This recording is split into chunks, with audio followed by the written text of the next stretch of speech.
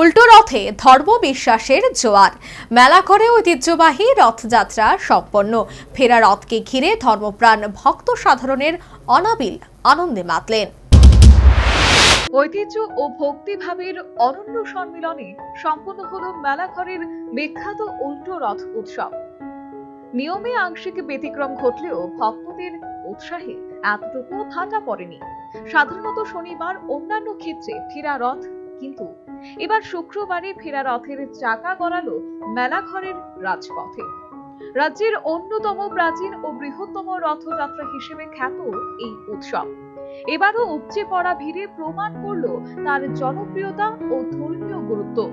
প্রচলিত বিশ্বাস অনুযায়ী উল্টো রথ টানা ভক্তদের জীবনে শুভ ফল নিয়ে আসে। সেই বিশ্বাসকে কেন্দ্র করেই এদিন হাজার হাজার ভক্ত উপস্থিত হন রথের রশি ধরতে।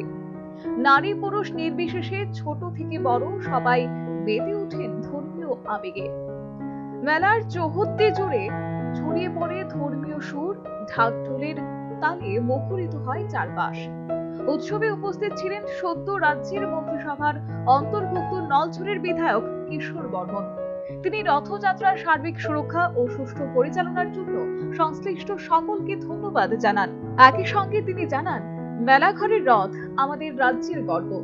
এই উৎসব শুধু ধর্মীয় নয়, সামাজিক ঐক্য ও সম্প্রীতিরও প্রতীক। উল্লেখ্য, মেলাঘরের রথযাত্রা উত্তর পূর্ব ভারতের সর্ববৃহৎ রথ উৎসব হিসেবে বিবেচিত। প্রতি বছর দেশের নানান প্রান্ত থেকে ভক্তরা এসে এই উৎসবে অংশগ্রহণ করেন। রথযাত্রাকে কেন্দ্র করে বসে বিশাল মেলা।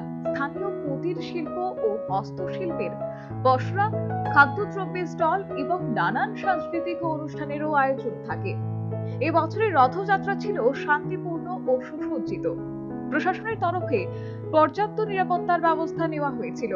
স্বাস্থ্য পরিষেবা, পানীয় জল ও শৌচালয়ের ব্যবস্থাও ছিল সন্তোষজনক। রথযাত্রার এই অনুপম পর্বে ফের একবার মেলাঘর দেখল ধর্মীয় ঐক্য ও জনমানুষের এক অপূর্ব মিলন ক্ষেত্র। রথের চাকা গড়ালো, আবেগ গড়ালো ভক্তি রেখায়।